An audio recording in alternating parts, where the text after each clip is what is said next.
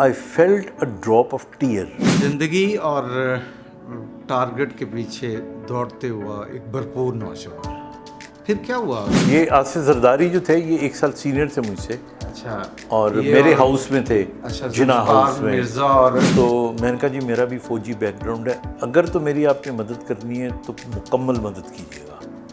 He said, what do you mean? I fought it out, you know. मैंने फिर brain पढ़ा बहुत ज़्यादा। बिस्मिल्लाहिर्रहमानिर्रहीम। मैं हूँ खालिद इरशाद सूफ़ी और आज मेरे पॉडकास्ट में पाकिस्तान की इंतहाई मारूफ और मशहूर शख्सियत डॉक्टर खालिद जमील अख्तर साहब हैं। बिग ब्रदर्स के नाम से मारूफ हैं, आप सब जानते हैं।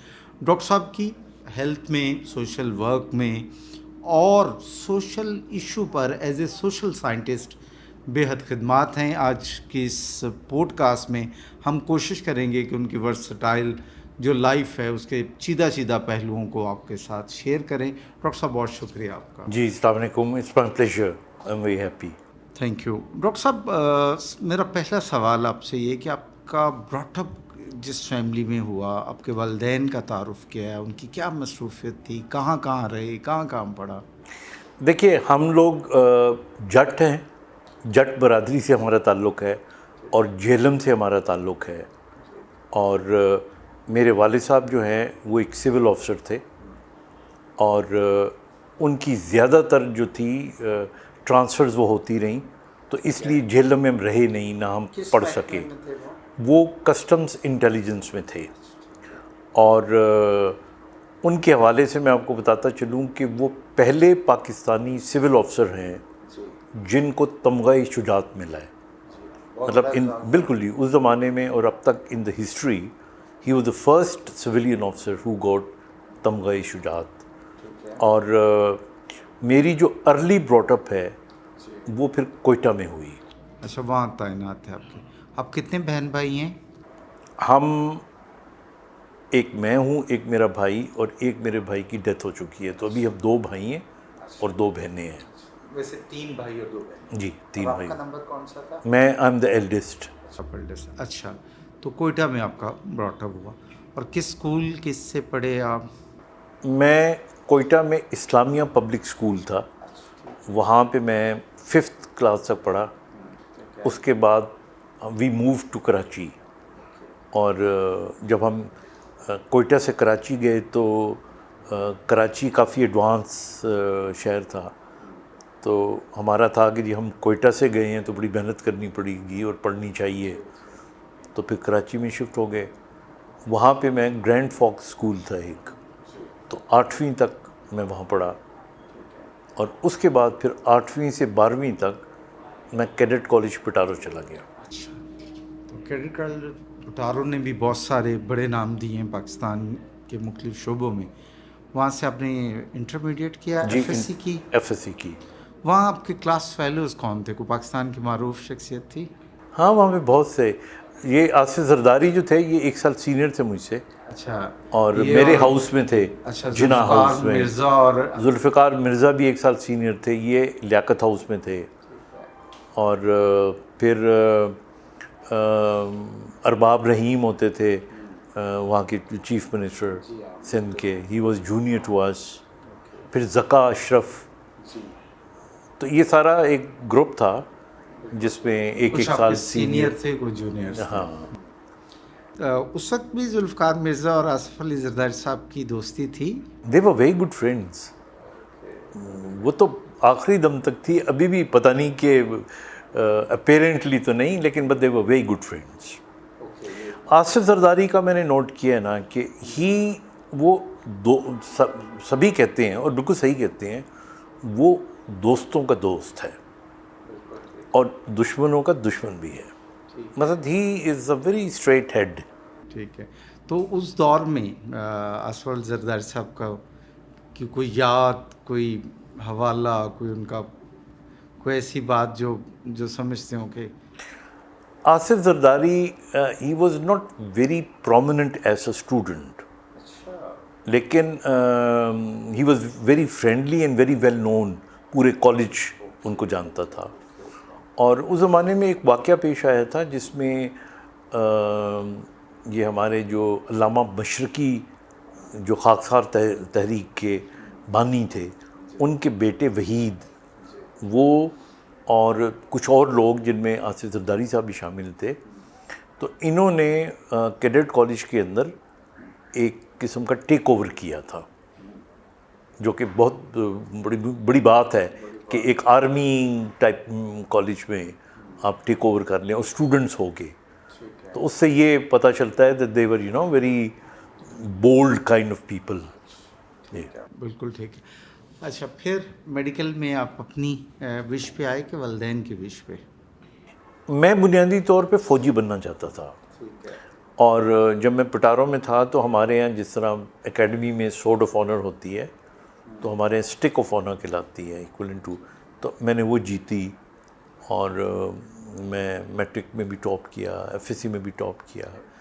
تو میں وہاں کا جو سینئر انڈر آفیسر ہوتا ہے جو ہیڈ بوائے کہتے ہیں، تو میں وہ تھا. تو I thought I was born for army. اور پھر میں نے آئی سی ایس بی کا امتحان دیا، وہ بھی میں سلیکٹ ہو گیا. لیکن سبسیکوینٹلی چونکہ میں نے ایف ایس سی میں ٹاپ کیا ہوا تھا تو کے ای میں مجھے فرسٹ میرٹ پہ ایڈمیشن ملا. اچھا، ادھر بھی آپ نے داخلہ فارم بھر دیا تھا. تو وہ جب ان کی کال آئی اور وہ میں نے لسٹ دیکھی تو باقی بھی جو بورڈز میں لڑکوں نے ٹاپ کیے ہوئے تھے ان سے بھی سب سے میرے نمبر زیادہ تھے. اور پھر مجھے ایک اسکالرشپ مل گیا. وہ پورے پاکستان میں پری میڈیکل میں ایک شخص کو ملنا تھا اور پری انجینئرنگ میں ایک سینٹو اسکالرشپ. تو وہ اس زمانے میں $110 تھا اور $10 کا ڈالر تھا. تو اس لحاظ سے وہ بڑا یعنی ایک قسم کا یہ منتھلی اسکالرشپ ہوا ہوتا تھا. تو پھر آپ نے فیصلہ لیا کہ میں ڈاکٹر؟ ہاں، then everybody said that نہیں تمہیں اس کا بڑا اسکالرشپ مل رہا ہے. تو پھر میں نے کے ای میں آ گیا. کنگ ایڈورڈ میں آپ آ گئے. اچھا، یہ جو حادثہ ہوا آپ کے ساتھ، اس سے پہلے کا جو نوجوان ہے وہ کیا کرتا تھا؟ اس کے خواب کیا تھے؟ اس کی ایکٹیویٹیز کیا تھیں؟ ٹو بی ویری آنیسٹ، مجھے لگتا ہے کہ میں بہت ایمبیشس تھا، بہت زیادہ. اور میں سمجھتا ہوں کہ جو لوگ ایمبیشس ہوتے ہیں شاید دنیاوی کامیابیاں بہت اہم ہوتی ہیں ان کے لیے.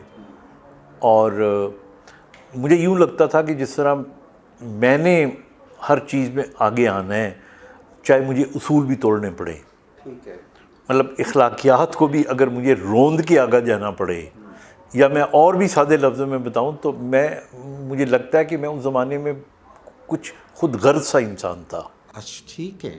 اچھا، بہت مطلب کریئر اورینٹڈ آخری حد تک خود غرض خود کو آپ کہہ رہے ہیں، سیلفشنس کی حد تک تھے آپ کہ بھی میں نمبر اچھے لوں، میں نے ترقی کرنی ہے، میں یہ چاہے میرے دوست کو نقصان بھی ہو جائے لیکن مجھے نقصان نہیں ہونا چاہیے. اچھا، ایسے تھے. ہاں، مطلب یہ ایک نیگیٹو ایسپیکٹ بھی مجھے لگتا ہے. اور میں کبھی کبھی جب اور اس دور میں تو بندہ سوچتا بھی نہیں کہ مجھ میں کوئی ویکنیس بھی آ جائے گی. میں آپ کو چھوٹی سی مثال دیتا ہوں نا کہ ایک لڑکا تھا جس سے میرا کمپٹیشن تھا، یا اس نے ٹاپ کرنا تھا یا میں نے. تو ہم رات کو جب سوتے تو ہمارا ہاسٹل آمنے سامنے تھا، تو وہ میری بتیاں دیکھتا رہتا تھا کہ میں جب تک جاگا ہوں تو وہ بھی جاگ کے پڑھے. تو میں اس کی لائٹس دیکھا کرتا تھا. تو میں کیا کرتا کہ اپنی جو پڑھائی کر کے نا تو لائٹس جلا کے سو جایا کرتا تھا. وہ بیچارہ صبح تک میری لائٹس کو دیکھ کے سمجھتا میں پڑھ رہا ہوں تو جاگتا رہتا تھا. میں صبح اٹھ کے فریش ہو کے پڑھنا شروع کر دیتا، وہ اونگ رہا ہوتا تھا. تو بعد میں مجھے بڑا یعنی دکھ بھی ہوا، لیکن میں نے ٹاپ کر لیا، اس نے نہیں کیا. But we were very good friends also. میں بتا آپ کو اس لیے رہا ہوں کہ زندگی کی کچھ سچائیاں ایسی ہوتی ہیں جو آپ کو شیئر کرنی چاہیے. سو میں اس قسم کا تھا. مجھے لگتا تھا کہ ڈبیٹس ہیں تو پہلی پوزیشن لینا میرا ہی حق ہے. اچھا، آپ ڈبیٹر بھی رہے ہیں؟ میں پاکستان کا of the best English debater for Pakistan. Okay. پھر اسی طرح 110 میٹرز میں پاکستان نمبر 1 تھا ان 110 میٹر ہرڈل جو ریس ہوتی ہے. تو یہ ساری چیزیں میں سمجھتا تھا کہ زندگی اور ٹارگٹ کے پیچھے دوڑتے ہوا ایک بھرپور نوجوان.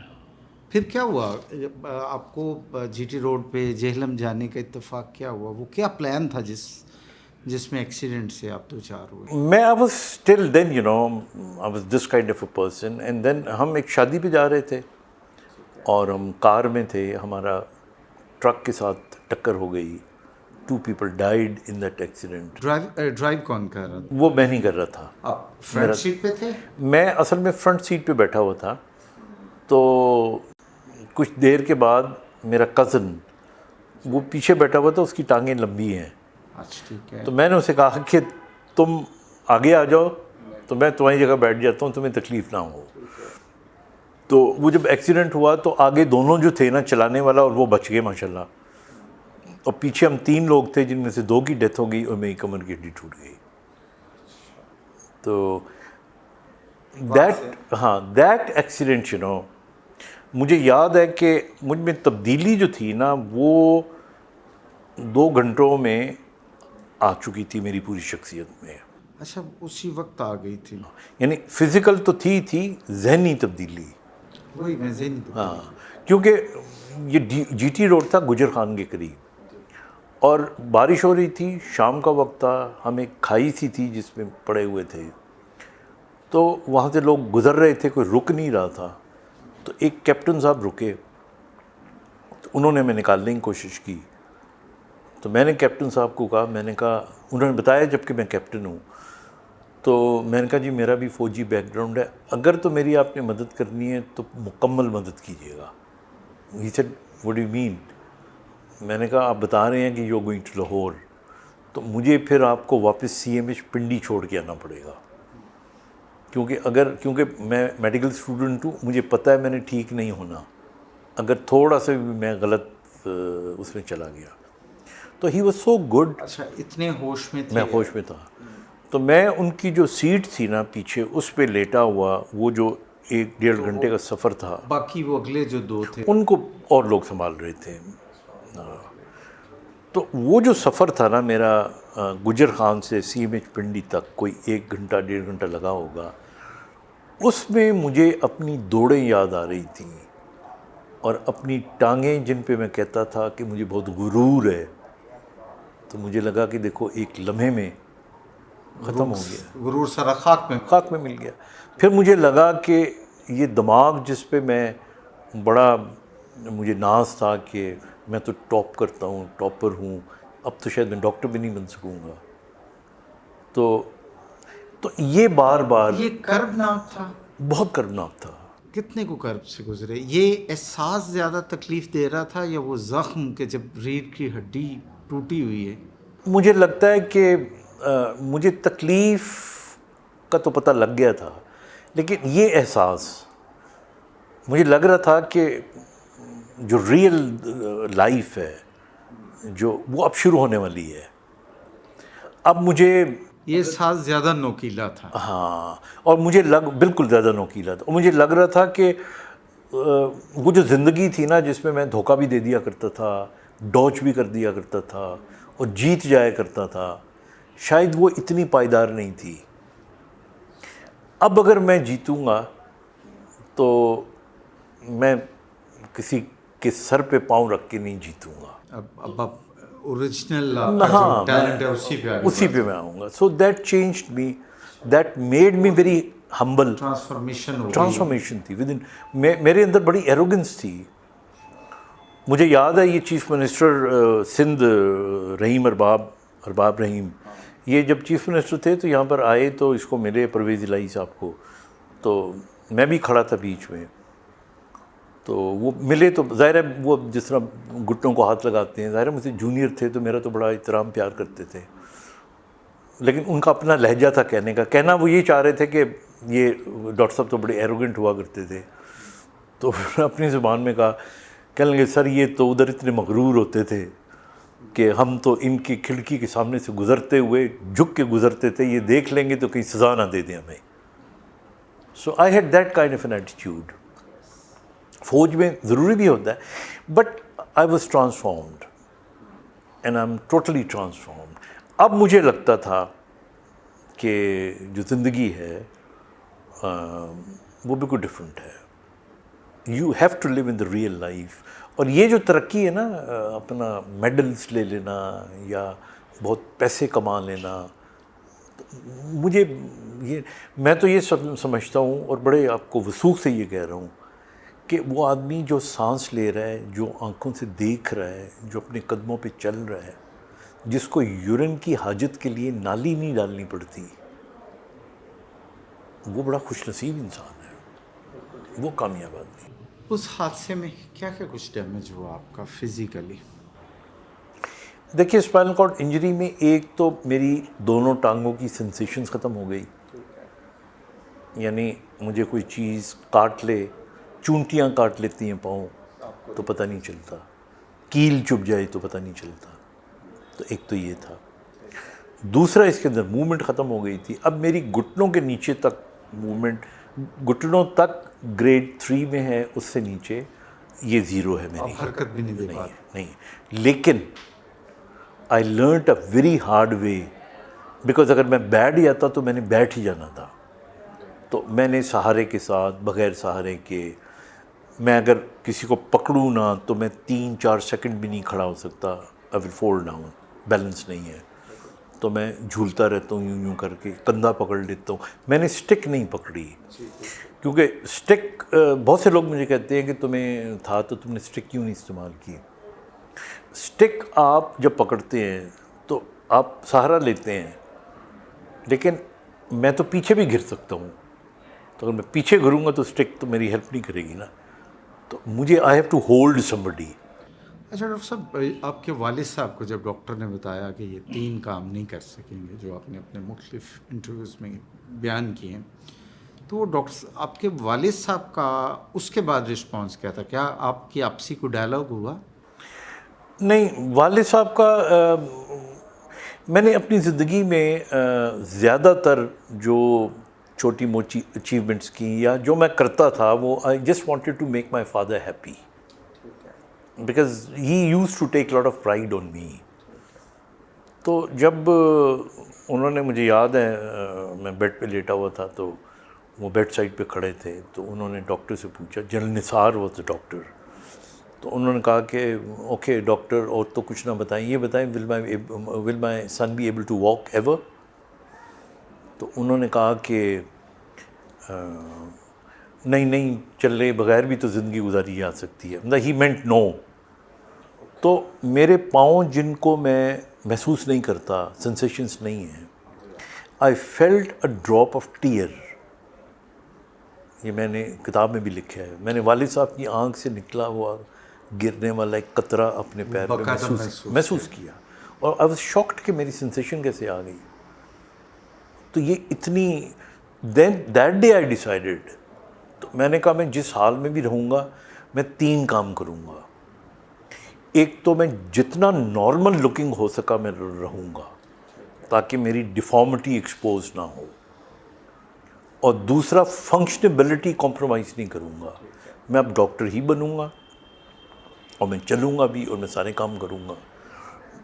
پھر آپ نے پوچھا نا, اس بیماری میں یورین کا کنٹرول نہیں ہوتا. پھر میں نے کہا کہ میں یورین کا کنٹرول بھی کروں گا. تو یہ کیسے ممکن ہوا, خصوصاً یہ آخری بات کیسے ممکن ہوئی؟ یورین کے کنٹرول کے لیے نارملی جو اسپائنل کارڈ انجری کے پیشنٹس ہیں وہ نالی ڈال کے یورین کرتے ہیں دن میں 3 دفعہ. جی ٹھیک ہے. میں نے پھر اپنی بلیڈر کو ٹرین کیا. اچھا. اور میں نے اسی طرح ٹرین کیا جس طرح چھوٹا بچہ ہوتا ہے نا, تو اس کو آپ ایک ریفلیکس دیتے ہو, آپ بچے کو کہتے ہو کی آواز نکالتے ہو, تو وہ اس سے ٹیون اپ ہوتا ہے. تو this is how I tuned up my bladder. پھر اس کے بعد بلکہ اس میں ایک میں اتنا اس پہ ٹیونڈ اپ ہو گیا تھا کہ ایک دفعہ میرے کمرے میں کولر پڑا ہوا تھا, تو میرا ایک ملازم تھا, تو اس نے اس سے پانی نکالا, تو اس پانی کے گرنے کی آواز شو کی طرح تھی, تو میرا پیشاب نکل گیا. تو وہ ریفلیکس اتنا تھا. تو اس کا مطلب ہے یہ جو مائنڈ پاور ہے, آپ کا تعارف تو مائنڈ پاور سے اسی دن ہو گیا ہوگا جس دن آپ نے, بالکل یہ سٹارٹ تھا آپ کا کہ انسانی دماغ کی کرشمہ سازی سے تعارف کا. بالکل. آئی فوٹ اٹ آؤٹ, میں نے پھر برین پڑھا بہت زیادہ. اس زمانے میں تو یہ گوگل نہیں ہوا کرتا تھا, لیکن میں چونکہ میڈیکل اسٹوڈنٹ تھا, میں نے پڑھا. پھر ایکسپیرینس کیا. اچھا ڈاکٹر صاحب آتے ہیں اس پہ، تو میں ایک تفصیلی میں کچھ سوالات آپ کے سامنے رکھوں گا. آپ نے اپنی کتاب میں اپنے ایک محبت کا ذکر کیا ہے، اور اس کتاب کا اوور آل امپریشن جو ہے وہ یہ ہے کہ آپ نے جو تحریک ملی آپ کو عملی زندگی میں آئے تو وہ آپ کی محبت تھی. از اٹ سو، یا بس محبت کو خراج تحسین اس لڑکی کو پیش کرنے کے لیے آپ نے پوری کتاب لکھ دی؟ نہیں، ایسا نہیں ہے. اصل میں میں جب یہ کتاب لکھ رہا تھا تو بیسکلی میں تو ذکر بھی نہیں کرنا چاہتا تھا. میں تو لکھنا چاہ رہا تھا کہ محبوبہ ویسے وہ تھی، ہاں کردار حقیقی ہے. ہاں نہیں میں پوری تفصیل بتاتا ہوں، بیکاز میں لکھنا میڈیکل چاہ رہا تھا کہ کیا کیا کرنے سے آدمی کیسے ٹھیک ہو سکتا ہے، لیکن اس کے ذکر کے بغیر وہ بنتی نہیں تھی کتاب، کیونکہ میرے ٹھیک کرنے میں سارا عمل ہی اس کا تھا. تو پھر میں نے اپنی بیوی سے پوچھا کہ میں کتاب لکھ رہا ہوں، بلکہ اسی نے مجھے کہا تھا کہ تم کتاب لکھو. پھر میں نے اس سے پوچھا کہ اگر میں نے لکھی تو مجھے تو اس کا شانزے کا بھی ذکر کرنا پڑے گا. تو اس نے کہا بالکل کرو تم. شانزے اوریجنل نام ہے یا آپ نے شانزے لیزے سے مستعار لیا؟ اس کا اوریجنل نام شیبا تھا. اچھا ٹھیک ہے. اور لیکن میں نے اس وقت نہیں لکھا تھا، اس وقت شانزے رکھا فار مینی ریزنس. پھر وہ چھپ گئی کتاب، اور پھر وہ سبھی نے، تو ہمارے جتنے بھی class fellows and people around me, so they knew and I think. تو یہ اس طرح کر کے پھر ہم نے یہ کتاب لکھی. تو اس کا جو تذکرہ کتاب میں ہے وہ بڑا ریئل ہے. She is been a wonderful person. I think بہت کم لوگ دنیا میں ایسے ہوتے ہیں. اور میں یہ جملہ کہتے کہتے یہ بھی کہوں گا کہ and then again you see the character and role of my wife. ہاں نہیں، وہ بھی اپنے ذکر کرنا ہے. آپ نے تو بڑا بھابھی کا بڑا ان کو بڑا ایڈمائر کرتے ہیں آپ، اپنی گفتگو میں انٹرویوز میں ذکر آتا ہے. اچھا سر، میریٹل لائف میں آپ کی سٹارٹ ہوئی، آپ نے 2-4 انٹرویوز میں ذکر کیا کہ ایک ڈاکٹرز کا خیال تھا کہ آپ بیبی نہیں بنا سکیں گے. تو سنس کہ اب آپ ڈاکٹر ہیں اور اب میچور باتیں یا اوپن باتیں ہو جاتی ہیں، اس میں تھوڑا سا بہام سا ہے. تو کیا مراد تھی؟ ڈاکٹرز کا کیا خیال تھا کہ بھی آپ جو ایک خاص ازدواجی عمل ہے وہ نہیں کر پائیں گے، یا ایک جو ایک وہ سیمنز وغیرہ ہوتے ہیں ان کے کوئی کمر سے کوئی تعلق ہے ڈیمیج ہونے کا، وہ تھا کیا؟ دونوں چیزیں شامل ہوتی ہیں. جی.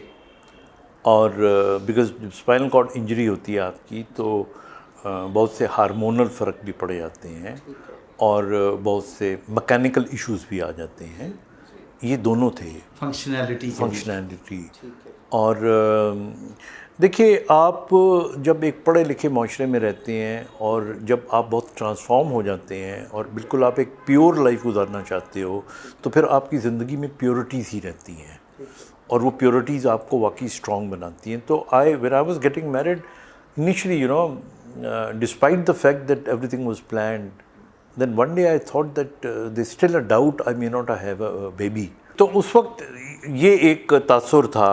ایک I actually went to my neurologist جو میرے پروفیسر بھی تھے، تو انہوں نے مجھے کہا کہ تم شادی، یعنی یہ اب اتنی اوتھینٹک سی بات تھی ان کی طرف سے کہ تم بیٹا یہ اگر ذہن میں رکھو کہ ہو سکتا ہے تمہارے اولاد نہ ہو، تو یو میک اے ڈیسیژن. تو I shared this with my wife. تب آپ کی ایک انڈرسٹینڈنگ تھی؟ ہاں، تو میں نے جب کیا تو ان کا ایک جملہ ہی اتنا مضبوط تھا. اس نے کہا کہ میں سمجھتی ہوں کہ شادی جو ہے وہ صرف بچے پیدا کرنے کا نام نہیں ہے، یہ ساتھ رہنے کا اور نبھانے کا نام ہے. So I think there couldn't have been a better sentence in this. اچھا ڈاکٹر صاحب، یہ اس دور میں تو شاید کوئی ٹیسٹ وغیرہ نہیں تھے. اگر آج کے دور میں یہ صورتحال درپیش ہو تو حل کیا ہے اس کا، کہ یہ جان لینے کا کہ میری فنکشنالٹی ٹھیک ہے، پرفارمنس آئی کین پرفارم، اور سیکنڈلی وہی کہ جو ہمارے سیمنز اور وہ ٹرانسفارم. آئی تھنک یہ تو جب آپ پیشنٹ کو اسیس کرتے ہیں، اب تو خیر بہت سی چیزیں آ گئی ہیں. آج کل ٹیسٹ بہت سے ہاں آ گئے ہیں، بالکل آ گئے ہیں. فائنڈ آؤٹ تو اب پتہ چل سکتا ہے، بہت دور ہو سکتا ہے آج کل. ٹھیک ہے ڈاکٹر صاحب. اچھا، اور اسی بات نے پھر آپ کی ایک عملی زندگی شروع کی، شادی شدہ زندگی شروع ہوئی، اور الحمدللہ آپ کے بچے ہیں. آپ کے بچے کتنے اور کیا کرتے ہیں؟ میری 3 بیٹیاں اور 1 بیٹا ہے. جو میرا بیٹا ہے ہی از این ایمرجنسی کنسلٹنٹ ان امریکہ. اس نے آغا خان سے کیا تھا PBS. میری 1 بیٹی جو ہے وہ UK میں ہوتی ہے اور وہ انٹرونشنل کارڈیولوجسٹ ہے کیمبرج میں. اور 1 میری بیٹی جو ہے وہ رینجرز ہاسپٹل میں ڈاکٹر ہے, میڈیکل اسپیشلسٹ. اور 1 بیٹی جو سب سے بڑی ہے میری سندس, وہ she is well known as an anchor person, morning show بھی کرتی تھی, سندس جمیل. جی جی بالکل. اور مطلب out of all she is my favourite. کیونکہ جب وہ پیدا ہو رہی تھی, I mean that was a very complication, because تب تک ڈاؤٹس تھے. اور she came in this world and she broke my doubts and she brought good news for me. میں نے پہلے بھی کہیں ایک PTV پہ کہا تھا, بلکہ سندس بیٹھی ہوئی تھی تو میں نے کہا تھا کہ when she was being born at lady Wellington hospital, تو میں بجائے اپنی بیوی کے سرانے کھڑے میں داتا صاحب بیٹھ کے مسلے پہ دعائیں مانگ رہا تھا کہ خیر خیریت سے. ڈاکٹر صاحب واپس چلتے ہیں کہ آپ کو نارمل لائف میں آنے کے لیے, MBBS کمپلیٹ کرنے کے لیے, موومنٹ کے لیے, اور سنس کے آپ نے فیصلہ لے لیا تھا کہ آپ نے کسی بیساکھی کا سہارا بھی نہیں لینا, اور بڑا مشکل ٹاسک تھا. آج تو ایک لمبا سفر آپ طے کر چکے ہیں, تو یہ کتنی کو مشکلیں آئیں, کتنی دفعہ دل برداشتہ ہوئے, کتنی دفعہ مایوسی ہوئی, اور کیا کبھی آنسو بھی نکلے؟ دیکھیں, میں آپ کو بالکل اسٹریٹ فارورڈلی بتا رہا ہوں, میں ٹرانسفارم ہو چکا تھا ایکسیڈنٹ کے بعد. میرے دیکھیے, لوگ دل برداشتہ وہ ہوتے ہیں جنہیں کچھ کھونے کا دکھ ہو یا خوف ہو. تو مجھے تو کبھی کچھ کھونے کا خوف تھا ہی نہیں. میں تو بہت کچھ کھو چکا تھا, اور ابھی آنے والے وقتوں میں بھی اللہ کا شکر ہے ہم پا ہی رہے ہوتے ہیں کچھ نہ کچھ. تو یہ جو خوف ہوتا ہے یا یہ جو دکھ ہوتا ہے, تکلیف ہوتی ہے, یہ پرسیپشن کا نام ہے. مطلب آپ اس کو پرسیو نہ کریں تو دکھ کیا چیز ہے؟ دکھ تو کچھ بھی نہیں ہے. اسی طرح خوشی بھی کچھ نہیں ہے, پرسیپشن ہے. تو مجھے کبھی کوئی وہ نہیں رہا. اب just have been going around. اچھا, آپ نے کتاب کا ٹائٹل تیسرا جنم ہی کیوں لکھا, دوسرا کیوں نہیں؟ میں نے تیسرا جنم اس لیے لکھا کہ میری جو ایکٹیو زندگی تھی وہ میرے ایکسیڈنٹ کے بعد بالکل بدل گئی. So that was basically I became a different person. تو وہ میرا دوسرا جنم تھا. اینڈ دین یو سی, اس ایکسیڈنٹ کے بعد پھر میں پہلے سوچا کہ میں بالکل ہی نا, اینڈ آفٹر شاندے she left, so I thought کہ میں ڈپریشن میں شاید چلا جاؤں گا. But then when I got married and my wife came in my life, actually that is the longest جنم that changed me altogether again. اچھا, تو یہ پھر آپ کا تیسرا جنم تھا. ڈاکٹر صاحب, آپ لکھنے اور بولنے کی طرف کب آئے؟ ڈبیٹر تھے, اور کیا لکھتے بھی باقاعدہ سے رہے؟ نہیں, لکھنا میں نے I think my wife Farah, she is behind me, because وہ اپنے زمانے میں بہت اچھا لکھتی تھی. She was a very good poets. اس نے and a very good student. اس نے BA میں پوری یونیورسٹی میں ٹاپ کیا تھا, FA میں ٹاپ کیا تھا, MBA کیا ود ڈسٹنکشن. تو وہ TV پہ بھی نیوز پڑھا کرتی تھی, لکھا بھی کرتی تھی. یہ جو آپ کا جنگ فورم ہے, یہ انیشلی سٹارٹ کرنے والوں میں وہ بھی ہے. جو پہلے جنگ فورم ہوئے ہیں, جو پہلے 10, 15, 20 ہوئے ہوں گے, تو she was the pioneer of جنگ فورم. اچھا, تو یہ انہوں نے آپ کو. اور TV پہ آپ نے پروگرام جو شروع کیے اور بطور میزبان آئے, ایک اینکر کے طور پہ آپ نے, یہ کیسے آنا ہوا, کس نے دعوت دی اس طرف آنے کی؟ میں اصل میں TV پہ جو تھا, آپ کو پتہ ہے جو ڈبیٹرز وغیرہ ہوتے ہیں نا, ان کو بولنے کا تو شوق ہوتا ہے نا, اور ان کو تو 10 لوگ اگر سامنے بیٹھے ہوئے مل جائیں تو تقریر کرنا شروع کر دیتے ہیں. تو ون آف دا پروڈیوسرز, اس نے مجھے دیکھا تھا بولتے ہوئے, تو دین اس نے رابطہ کیا. قمر علی شاہ ان کا نام تھا. جی ہاں, قمر علی شاہ. تو انہوں نے مجھے کہا کہ جی آپ TV پہ کیوں نہیں آتے. تو ایک اس زمانے میں میوزیکل پروگرام تھا، تو اس کے لیے انہوں نے لنکنگ کے لیے مجھے بلایا، تو وہ میں نے کیا، تو وہ تو بڑا ہٹ ہو گیا، کوئی 6 مہینے چلا. تو اس زمانے میں تو آپ ایک دفعہ ٹی وی پہ آ جائیں تو سڑکوں میں لوگ پہچانتے تھے آپ کو. تو وہ میں نے کیا، تو اس کے بعد مجھے لگا کہ مجھے کچھ کرنا چاہیے، بٹ بائی دیٹ ٹائم میرا ایکسیڈنٹ ہو چکا تھا.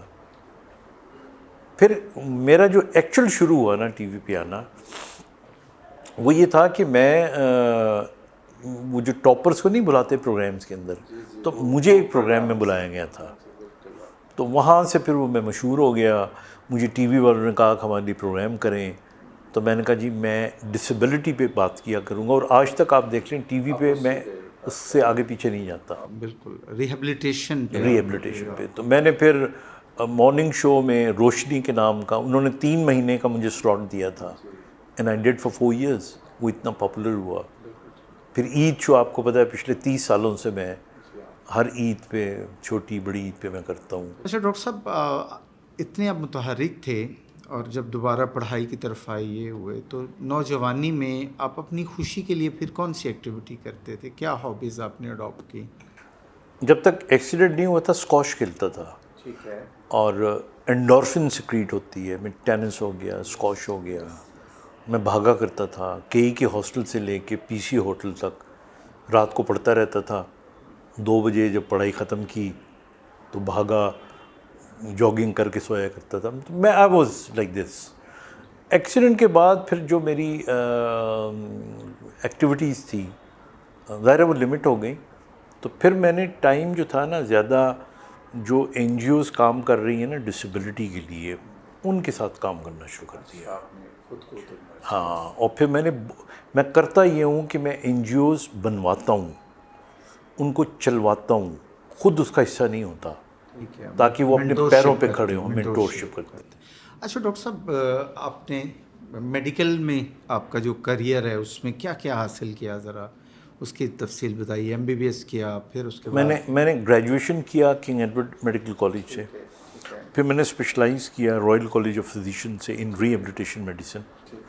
اور پھر میں نے لنڈن یونیورسٹی سے نیورولوجی کی ڈپلومیٹ شپ ہوتی ہے وہ کی. پھر میں نے college of physician and surgeon سے فیلوشپ کی ایف سی پی ایس. اور جو میری ٹریننگز رہی ہیں وہ ان کے علاوہ، ملکوں کے علاوہ، وہ جاپان میں ہوئی ہیں، آسٹریلیا میں ہوئی ہیں. پرتھ ری ایبلیٹیشن سینٹر ہے ان کا بہت بڑا.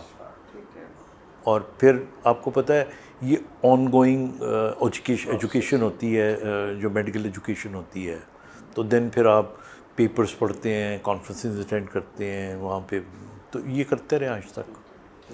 میں اکیڈیمکلی میں was heading a department of rehabilitation medicine, اور میں college of physician and surgeons میں جو ری ایبلیٹیشن کی فیکلٹی ہے اس کا پہلا ڈین ہوں، and the pioneer dean of that faculty. اچھا ڈاکٹر صاحب، انہی خدمات پہ آپ کو حکومت پاکستان نے ستارہ امتیاز دیا.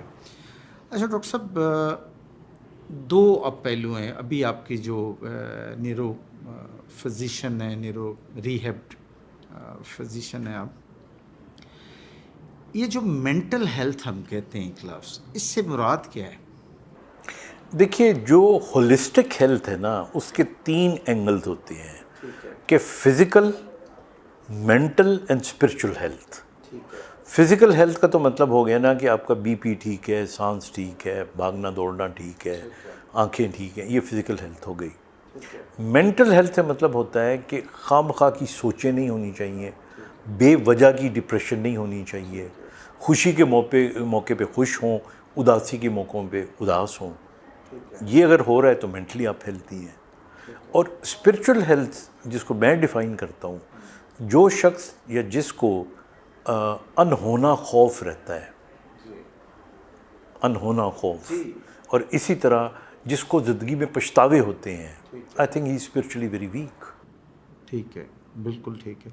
اچھا ڈاکٹر صاحب، اسپرچل ازم پہ اور مینٹل پاور پہ ابھی 1-2 سوالوں کے بعد میں آپ کو زحمت دیتا ہوں. یہ بتائیے، کچھ لوگ صبح اٹھتے ہیں تو بہت سست اور ڈل ہوتے ہیں، اس کی کیا وجہ ہے؟ یہ کیا کوئی ان کے ذہن میں جو بھی ہماری فنکشنالٹی ہے یا جو اس کی اناٹمی ہے اس میں کوئی کمی بیشی ہوتی ہے؟ دیکھیے یہ تو بہت لمبا سوال کا جواب بنتا ہے، لیکن میں چند ایک لفظوں میں، if you have a good sleep when you wake up you will be fresh. تو یا تو ہماری نیند، ہماری 8 گھنٹے سو لینا is not enough, quality of sleep ہونی چاہیے، ریم اور نان ریم، ایک یہ وجہ ہے. دوسرا، جو لوگ صبح تھکاوٹ کا شکار ہوتے ہیں، کچھ بیماریاں ایسی ہیں جن میں رومٹائڈ آرتھرائٹس ہے، جن کے اندر آپ کا انیمیا ہو گیا، یعنی بلڈ کنٹینٹ کم ہے آپ کی باڈی میں، ہیموگلوبن کم ہے. پھر اس کے علاوہ کچھ اور ایسی انفیکشنز کی بیماریاں ہوتی ہیں جن کے اندر یہ ہو سکتا ہے. تو یہ بچے بھی اور ٹین ایجرز اب بہت سارے ہیں جو صبح اٹھتے ہیں تو بہت ڈل ہیں، ڈل سے، سست سے. I think 90% of them, they don't have a good sleep okay. and they don't have physical activity and they are dehydrated. پانی پورا نہیں پیتے. آپ دیکھیں نا، ہمارے یہاں زیادہ تر بچے یا کوک شوک پیتے ہیں یا جوسز پیتے ہیں، پلین واٹر بہت کم لوگ پیتے ہیں جو کہ پینا چاہیے. شکنجبین ہو گئی، لسی ہو گئی، پانی ہو گیا. نیند اچھی ہونی چاہیے. آپ کھیلیں گے تو نیند آئے گی نا، اور نیند میں ہمارا جو میلاٹونن ہے یہ تب سیکریٹ ہوتا ہے کہ جب اندھیرا ہو کمرے میں. ہمارے کمروں میں اندھیرے ہی نہیں ہوتے، ٹی وی چل رہے ہوتے ہیں، فون کی بلو لائٹ ہوتی ہے، یا زیرو کا بلب بھی ہو تو نیند آپ کی خراب ہو جاتی ہے. ٹھیک ہے. اور آپ سجیسٹ کرتے ہیں کہ گھپ اندھیرے میں، گھپ اندھیرا، جیسے پن ڈراپ سائلنس کہتے ہیں نا، اسی طرح پن ڈراپ ڈارکنیس ہونی چاہیے. اوکے، ڈارکنیس ہونی چاہیے. اچھا ڈاکٹر صاحب، مائیگرین جو ہے یہ کیوں ہوتی ہے اور اس کا علاج کیا ہے؟ دیکھیے، مائیگرین از اے ہیڈ ایک جو کہ ایک سائڈ کا ہیڈ ایک ہوتا ہے کن پٹی پہ، عورتوں میں زیادہ ہوتا ہے، اور اس میں پروڈومل سائنز ہوتے ہیں. ہیڈ ایک آنے سے پہلے تھوڑا سا مریض کو پتہ لگ جاتا ہے، اور ایپیسوڈک ہوتا ہے، یعنی یہ دوروں کی صورت میں ہفتے میں ایک دفعہ، مہینے میں ایک دفعہ ہوتا ہے. وجہ اس کی عام طور پہ اسٹرکچرل ہوتی ہے کہ آپ کی نالیاں ہی ایسی ہیں جو کہ یہ ہیڈ ایک کرتی ہیں، لیکن ٹریگر فیکٹرز ہوتے ہیں، تو ہم ٹریگر فیکٹرز کو ہی کازز کہتے ہیں. ڈاکٹر صاحب، یہ جو مینٹل ہیلتھ ہے اس کے لیے فوڈ کون سا لینا چاہیے اور لائف سٹائل کون سا ہونا چاہیے؟ I think it's very simple, بغیر لمبی چوڑی بات کیے ہوئے. مینٹل ہیلتھ کے لیے good sleep, plenty of water, ٹھیک ہے. Good exercise. گڈ ایکسرسائز کا مطلب ہے کہ کم از کم اپنی ایج کے لحاظ سے، اگر آپ ینگ ہیں تو کم از کم 1 گھنٹہ، اگر بڑی عمر کے ہیں آدھا گھنٹہ یا 15 منٹ ایکسرسائز. اور reading is a very good exercise. اچھا، ریڈنگ، مطالعہ، بیکاز یو سی وہ آپ کو نا، آپ کی دماغ کو کھولتا ہے مطالعہ. اور اسی طرح ایک اور چیز جس کو میں بڑی اہمیت دیتا ہوں، اور وہ میڈیٹیشن ہے. اور میرا کانسیپٹ میڈیٹیشن کا بڑا ڈفرینٹ ہے. آپ جتنی میڈیٹیشن پہ پڑھیں گے نا یا سنیں گے تو یہی ہے کہ جی پن ڈراپ سائلنس ہو اور آپ ایک پوائنٹ کر لیں اور آپ اس کو فوکس کر لیں اور میڈیٹیٹ کریں. آئی سے کہ میڈیٹیشن شور میں کریں. آپ رش میں جا رہے ہیں، دیکھیں نا، اس میڈیٹیشن کی کوالٹی اور ہوگی. آپ نے اپنے ذہن کو اس قابل کرنا ہے کہ ان سے چھٹکارا حاصل کرنا، and that's what I do. اچھا، دوسری بات آپ کو میں بتاؤں، آپ یہ جب پھنس جاتے ہیں ٹریفک کے اندر تو کتنا پریشان ہو جاتا ہے عام آدمی. پینک ہو جاتا ہے. I enjoy that time. اور میں کیسے انجوائے کرتا ہوں، میں وہ آدھا پونا گھنٹہ تو لگ ہی جاتا ہے نا، میں جتنی پینڈنگ ٹیلی فون کالز ہوتی ہیں نا وہ اس وقت کرتا ہوں. اسی طرح کچھ دوستوں کو جن سے نہیں بھی بات کرنی ہوتی تو نمبر نکال. دیٹ از ہاؤ آپ فوکس، بجائے اس کے کہ ادھر موٹر سائیکل کی آواز اور ادھر گاڑی کا شور، اس میں آپ اپنے آپ کو وہ کرے. ٹھیک. اچھا ڈاکٹر صاحب، کچھ لوگوں کو یہ مسئلہ آتا ہے کہ وہ ارد گرد کی حرکات سے فوکس نہیں ہو پاتے، پڑھنے میں، لکھنے میں، بات کرنے میں، جو بھی ان کا ایکشن ہے یا جو بھی ان کا بزنس ہے، کام ہے، کیونکہ پاس سے گزر گیا، پیچھے سے گزر گیا ہے تو وہ انٹرپٹ ہو جاتے ہیں. تو ایسے لوگوں کو یہ جو مسئلہ ہے اس کا کچھ یہ ریزالو ہو سکتا ہے اس کی کوئی ٹرک ہے, میڈیسن ہے, کیا ہے؟ نہیں, اس کی کوئی ٹرک نہیں ہوتی. اس کی دیکھیے, میں دو باتیں بڑی اپنے بچوں کو بھی سمجھائی, اوروں کو بھی سمجھاتا ہوں. آپ کی پرائرٹیز بڑی کلیئر ہونی چاہیے. اگر آپ کو زندگی میں پتہ ہے نا کہ میں نے یہ کرنا ہے, تو یہ جو چھوٹی موٹی آپ کو آ رہی ہوتی ہیں نا اٹریکشنز, وہ رستے سے خود ہی ہٹ جاتی ہیں. اچھا, وہ فیل نہیں ہوتے. ہمارے یہاں پرابلم تو یہی ہے نا, we get caught up in these small things. تو جن لوگوں کا بڑا کلیئر کٹ فوکس ہوتا ہے, منزل ہوتی ہے, جن لوگوں کا بڑا کلیئر کٹ زندگی کا ایک پیٹرن بنایا ہوتا ہے, اور میں ہمیشہ کہتا ہوں کہ آپ اس پیٹرن کو برین میں بار بار سوچیں. جب آپ بار بار سوچیں گے نا تو آپ کے برین میں رستے بن جاتے ہیں, پھر سب کانشیسلی آپ ان رستوں پہ خود ہی چلنا شروع ہو جاتے ہو. اپنے ٹارگٹ کو ریویو کرتے رہے. ریویو کرتے رہنا. اچھا ڈاکٹر صاحب, یہ بتائیے کہ یہ جو چائے اور کافی ہے, کیا یہ واقعی ہمارے دماغ کو فعال کرتی ہے, بوسٹ کرتی ہے؟ کرتی ہے. دیکھیں نا, جو کیفین ہے, یہ ساری چیزیں اسٹیمولنٹ ہے نا, سی این ایس اسٹیمولنٹ ہے. سو جس طرح ہر چیز کی ایک حد ہوتی ہے, to an extent it is very good, people get used to this. اور آپ دیکھ لیں جن کو چائے کی عادت ہے, I am also one of them, when we get up in the morning a cup of tea makes you very fresh.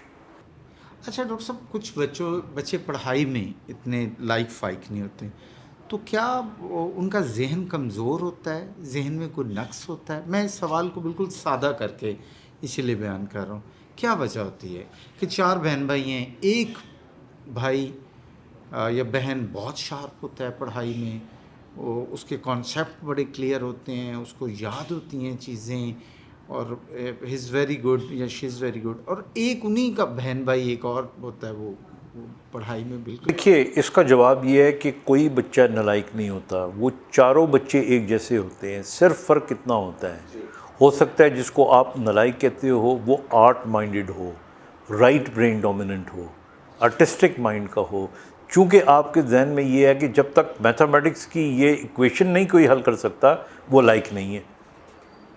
تو اس لیے ہر شخص جو ہے وہ اپنی فیلڈ میں ہو اور یہ بھی ہو سکتا ہے کہ سب کے سب سائنٹیفکلی. اب میرے جیسے 4 بچے ہیں ماشاء اللہ, تو ان میں جو بڑی ہے سندس, شی واز آرٹسٹک, اور ہم نے اس کو فورس نہیں کیا, and today she is an anchor and a very ماشاء اللہ کامیاب اینکر ہے.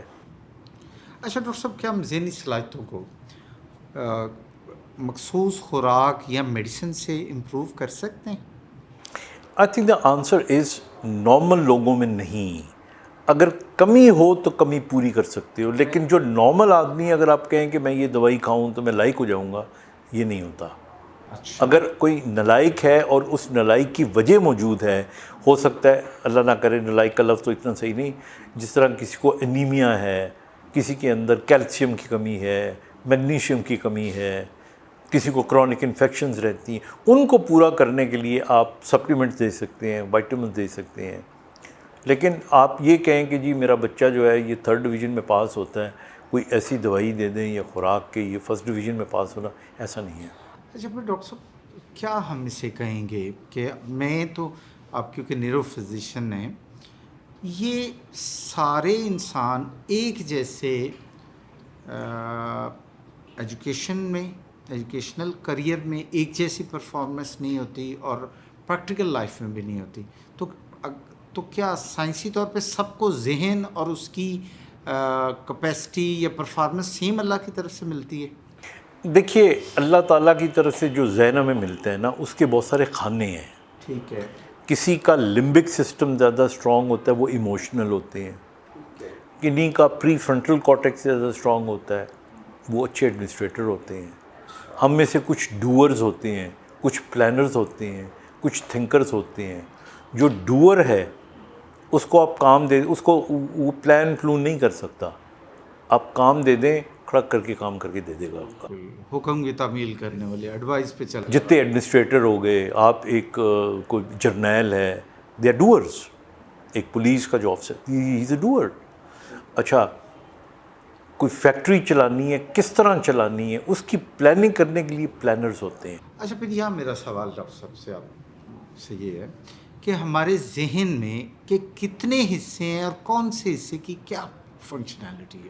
دیکھیے اس طرح تو بہت بڑا، لیکن میں آپ کو بڑا سمپلی سمجھا دیتا ہوں. یہ جو front part of the brain ہے اس کو فرنٹل کارٹیکس کہتے ہیں. یہ ہماری برین کا آپ سمجھ لیں کہ ہماری شخصیت ڈٹرمن کرتا ہے، ہمارا کیلکولیشنز کا نظام، ہمارا فیصلہ سازی، ہماری شخصیت کی مضبوطی، انٹیلیجنشیا، یہ سارا یہاں پہ ہوتا ہے. پھر اس کے بعد کیلکولیٹڈ، پھر اس کے بعد یہ وزڈم بھی آپ کہہ سکتے ہیں، لیکن وزڈم ہولسٹک ہے، اس میں ساری چیزیں شامل ہیں نا. اس کے بعد پھر ہمارا پیرائٹل لوب آ جاتا ہے. یہ کس سائڈ پہ؟ یہ دونوں سائڈوں پہ ہوتا ہے، یوں برین سے یوں. یہ ہمارا جو ہے اس کے اندر ہماری سینسیشنز ہوتی ہیں، ہماری موومنٹس کے سینٹرز ہوتے ہیں، ہماری اسپیچ کا سینٹر ہوتا ہے. پھر ہمارا اس سے نیچے ٹیمپورل لوب آ جاتا ہے. اس کے اندر ہمارا ایموشنل سسٹم ہوتا ہے، سارا لمبک سسٹم ہوتا ہے ہمارا. پھر ہمارا برین کا یہ والا حصہ ہے، یہ جو آنکھوں سے ہمیں نظر آتا ہے، یہ نظر یہاں سے آتا ہے پر دیکھتے ہم یہاں سے ہیں. اور پھر الٹیمیٹلی ہمارے بیلنس کا نظام سیریبیلم میں ہوتا ہے. اچھا ڈاکٹر صاحب، یہ ایکٹ اور ریئیکٹ میں جو تضاد ایک ہے، اس کے پیچھے ہمارے یہ ذہن کے مختلف حصے ہیں کار فرما، یا کیا ہے یہ؟ دیکھیے میں ہمیشہ کہتا ہوں کہ we should act, we should not react. اب ہوتا یہ ہے کہ جب آپ کو کوئی انٹرفیئر کرتا ہے یا آپ سے کوئی جھگڑا کرتا ہے، لڑائی کرتا ہے، تو نارملی ہم جذباتی ہو کے ری ایکٹ کرتے ہیں. ری ایکٹ ہمارا رائٹ برین کرتا ہے کیونکہ یہ جذباتی زیادہ ہوتا ہے. لیکن یہی میسج کچھ دیر کے بعد لیفٹ سائڈ پہ جاتا ہے جہاں پہ زیادہ عقل ہوتی ہے. اسی لیے آپ دیکھیں کہ ہمیں کہتے ہیں کہ اگر آپ غصے میں ہو تو اگر آپ کھڑے ہوئے ہو تو آپ بیٹھ جاؤ. اصل میں وی آر گیننگ ٹائم. تو آئی آلویز سے کہ جب آپ کوئی ایسا سامنا کرنا پڑے تو بجائے ری ایکٹ کرنے کے تھوڑا سا ٹائم گین کر لیں. تو اس تک آپ کا پھر برین اپنا کام کرنا شروع کر دے گا اور آپ ایکٹ کریں گے. اچھا، وہی سائڈ جو ہے کرنے کی. یہ فرق ہے. ٹھیک ہے. اور ہمارے ذہن کا جو ریئیکشنری سائڈ ہے، حصہ ہے، آپ کا خیال ہے پھر اس کو زیادہ استعمال میں نہیں لانا چاہیے؟ کچھ موقع ہوتے ہیں جہاں پہ ان کو لانا چاہیے. جیسے مثال کے طور پہ آپ ملک کے خلاف لڑ رہے ہو، ہاں، کہیں ڈینجر ہے، کہیں کوئی کچھ جگہ ہوتی ہیں پرائرٹیز آپ کی جان سے بھی زیادہ ہوتی ڈے ہے، لائف میں یا ریلیشن شپ میں آپ کہتے ہیں کہ اس کو اوائڈ کرنا ہے. اوائڈ کرنا چاہیے. بالکل. اچھا ڈاکٹر صاحب، یہ NLP اور پاور مائنڈ کا آپس میں کوئی تعلق ہے؟ دیکھیے جو نیورو لنگوسٹک پروگرامنگ ہے نا، یہ ایک آرٹ ہے کہ آپ اپنے برین کو کس طرح کنٹرول کر سکتے ہیں اور ایون دوسرے کے برین تک بھی کیسی رسائی حاصل کر سکتے ہیں. اور جو مائنڈ پاور ہے مطلب وہ تو ایک اوور آل ہولسٹک سی چیز ہے نا، جس میں ساری چیزیں آ جاتی ہیں. لیکن جو NLPs وغیرہ ہے نا، یہ زیادہ تر سائیکالوجسٹ یہ ٹولز استعمال کرتے ہیں. ہم لوگ جو نیورو فزیشنز ہوتے ہیں، وی گو آن دا آرگینسٹی آف دا برین، تو ہم اس پہ زیادہ. اچھا، آپ کی گفتگو سے، مختلف ٹاک سے مجھے جو فیل آیا وہ یہ کہ آپ مائنڈ پاور کی حقیقت اور اس کی کرشمہ سازیوں کے قائل ہیں. بہت زیادہ.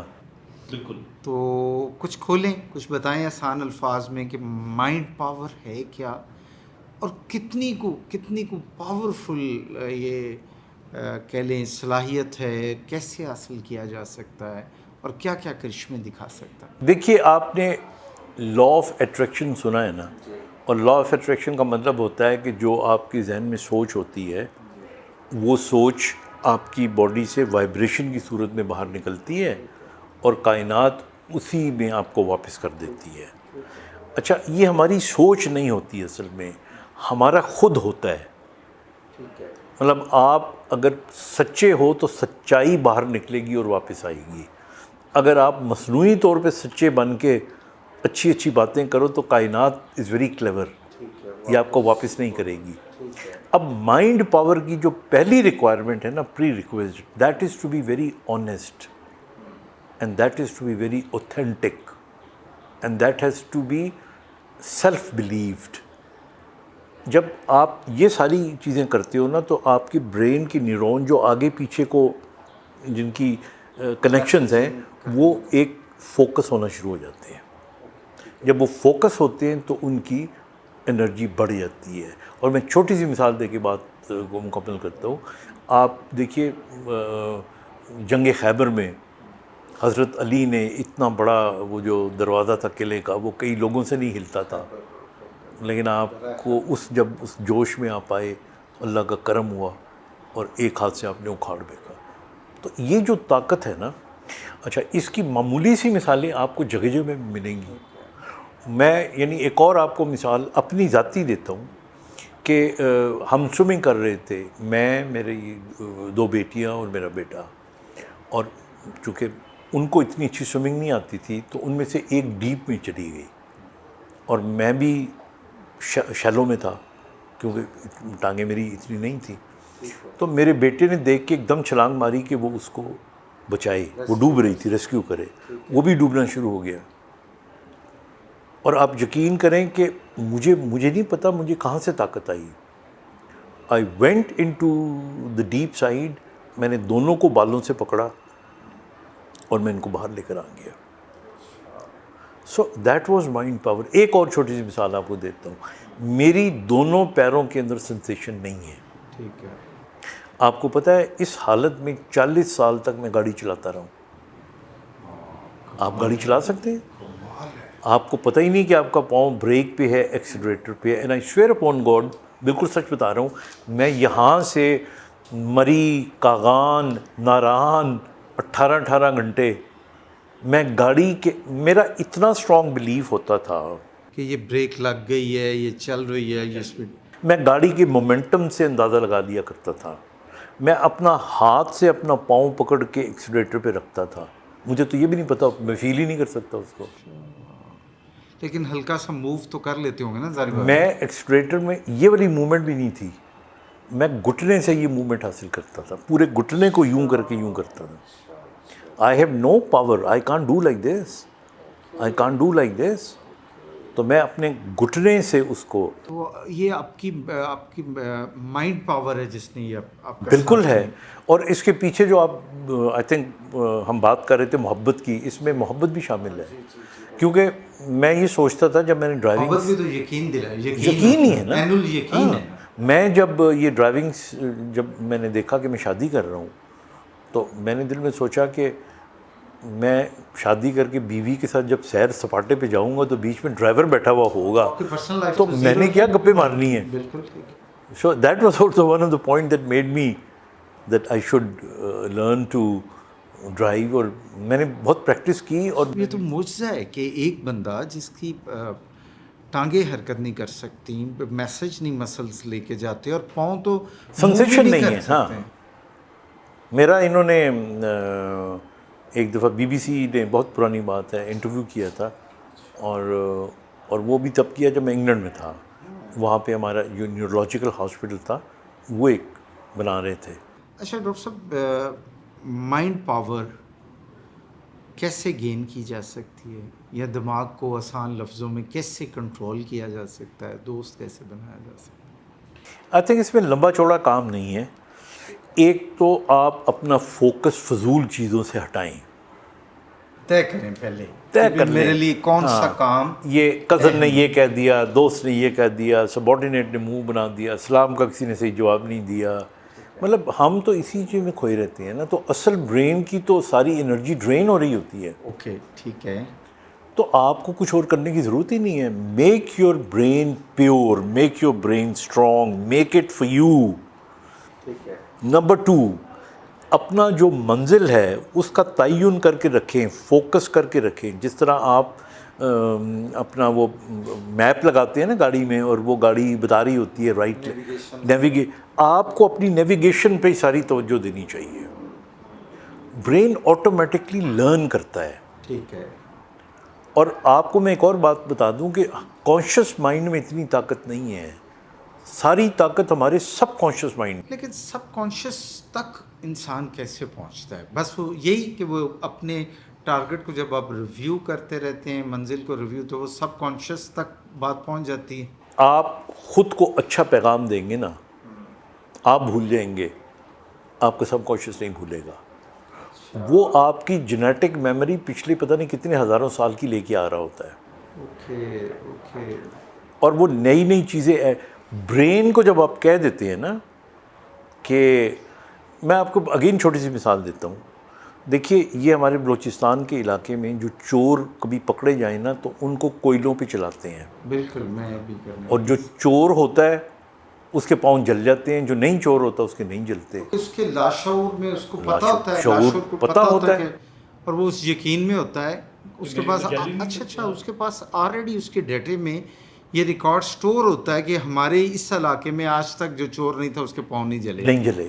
تو وہ جو ڈیٹا ہوتا ہے وہ سب کانشیس ہمارا جو ہوتا ہے وہ باقاعدہ جو سکن ہے اس کی پروٹین میں چینجز لے آتا ہے. اور وہ آگ بندے کو نہیں جلاتی. دیکھیں نا آپ نے کتنے جانوروں میں دیکھا ہوگا کہ وہ اپنی رنگت بدل لیتے ہیں. مطلب رنگت بدلنا بھی تو پورے سیلز بدل لیے نا. ٹھیک ہے, بالکل ٹھیک ہے. تو اسی طرح جو ہے نا یہ طاقت یہ آپ کے برین سے, ہم اس کو کوہرنٹ ویو کہتے ہیں. جب آپ کا برین ہے, زیادہ میڈیکل میں نہیں جا رہا میں, تو برین ایک ویو کریٹ کرتا ہے اور وہ ویو ہمارے باقی پوری باڈی کی سیل میں جا کے ایون تھرو آر این اے جو کہ نئی پروٹین کو یا اس جگہ کو پیدا کر دیتی ہے. ڈاکٹر صاحب لکوہ اور جو فالج ہے اس سے کیسے بچا جا سکتا ہے؟ دیکھیے لکوے کا تو زیادہ پریشان ہونے کی ضرورت نہیں ہے. لکوہ ایک عارضی سا پیرالسس ہوتا ہے چہرے کا جو 4-5 ہفتوں میں 6 ہفتوں میں ٹھیک ہو جاتا ہے. اور مین وجہ اس کی ہوتی ہے کہ آپ کی جو 7th نرو ہوتی ہے وہ کان سے گزرتے ہوئے دباؤ آتا ہے انفلیمیشن کی وجہ سے. عام طور پہ گلا خراب ہوتا ہے یا کان کی کوئی انفیکشن ہوتی ہے تو وہ تو آٹومیٹکلی ٹھیک ہو جاتا ہے. جو فالج ہے یہ ذرا خطرناک چیز ہے. اور فالج کئی قسموں کا ہوتا ہے. یا خون کی نالی پھٹ جاتی ہے جس کو ہم ہیمریج کہتے ہیں, یا بند ہو جاتی ہے جس کو انفارکشن کہتے ہیں. اور زیادہ تر یہ ان لوگوں میں کامن ہے جو ڈائبیٹک ہیں, ہائپرٹینسو ہیں, ان کے اندر یہ ایشو زیادہ ہوتا ہے. اور اگر اپنی ڈائبٹیز کو کنٹرول رکھیں, بلڈ پریشر کو کنٹرول رکھیں تو اس سے بچاؤ ہو سکتا ہے. اچھا ڈاکٹر صاحب ہمارے یہاں خواتین کمر درد اور پٹھوں کے درد کا بہت شکار ہوتی ہیں, اس کی کیا وجہ ہے؟ دیکھیے پٹھوں کی کچھ تو موروثی بیماریاں ہوتی ہیں جو جینیٹکلی ہوتی ہیں جن کو مسکولر ڈسٹروفیز کہتے ہیں. ان کا ذہنی معذوری سے کوئی تعلق نہیں یا ذہنی ڈپریشن سے کوئی تعلق نہیں. کچھ پٹھوں کی کمزوری کی بیماریاں اگر آپ ڈپریشن کا شکار ہوں, انگزائٹی کا ہوں, تو وہ آپ کی باڈی پہ پٹھوں پہ برے اثرات کرتی ہیں, تو ان کا تعلق ہو سکتا ہے. تو انگزائٹی, ڈپریشن یہ چونکہ جنرلی آپ کو کمزور کرتی ہیں چیزیں, لیکن پٹھوں کی جو اپنی بیماریاں ہیں مسکولر ڈسٹروفیز, مایوپیتھیز, وہ باقاعدہ بیماریاں ہوتی ہیں. ڈاکٹر صاحب کچھ لوگوں کو رات سوتے ہوئے گھٹنوں میں اور پنڈلیوں میں, جو گھٹنوں سے نیچے ہماری ٹانگوں کے حصہ ہیں اس میں درد سی اور گدگدی ہوتی ہے, اس کی وجہ کیا ہے اور اس کا علاج کیا ہے؟ دیکھیے اگر دن کو نہ ہوتی ہو اور رات کو ہوتی ہو تو اس کو ہم ریسٹلیس لیگ سنڈروم کہتے ہیں. یعنی اگر تو ہڈیوں میں جوڑوں میں کوئی پرابلم ہوگا تو آپ چلیں گے تو ہوگا نا, زیادہ ہونا چاہیے, لیکن یہ چلتے پھرتے ٹھیک ہوتے ہیں, لیکن رات کو جب سوتی ہیں تو بے چینی ہوتی ہے ٹانگوں میں. یہ ریسٹلیس لیگ سنڈروم کہلاتے ہیں. اور ان کا جو پھر حل ہم بتاتے ہیں, کچھ میڈیسنز بھی ہیں, اور ہم کہتے ہیں کہ تکیے کو اپنی دونوں ٹانگوں کے درمیان رکھیں, پاؤں تھوڑے سے اونچے رکھیں, اور ان میں جو میڈیسن بھی دیتے ہیں ان میں ڈوپامین ٹائپ کی دوائی ہوتی ہے, اس سے بہتر ہو جاتے ہیں. اچھا ڈاکٹر صاحب کچھ لوگ یہ کن پٹیوں کے ساتھ اس ایریے میں بھی درد کی شکایت کرتے ہیں, اگر یہ ہو تو کہ یہ کیا مرض ہے اور اس کا علاج کیا ہے؟ دیکھیے اس طرح تو اس کی بہت سی کازز ہو سکتی ہیں, لیکن جو خطرناک اس میں پارٹ ہے وہ میں آپ کو بتا دیتا ہوں. بڑی عمر کے لوگوں میں اگر کن پٹیوں پہ ہاتھ لگائیں اور وہ ٹینڈر ہوں یعنی درد کریں تو اس کا فوری علاج کرانا چاہیے, کیونکہ وہ اس میں بلائنڈنس ہونے کا خطرہ ہوتا ہے. اور یہ کس ڈاکٹر کے پاس جانا چاہیے؟ یہ نیورو کے ڈاکٹر کے پاس جانا چاہیے, نیورو فزیشین. ڈاکٹر صاحب بہت شکریہ, آپ نے بہت وقت دیا. Thank you very much sir. Thank you آپ کا. I really enjoyed interview with you, اور آئی تھنک بہت سی چیزیں رہ بھی گئی ہوں گی، شاید پھر کبھی موقع ملا تو اس میں ہم کریں گے.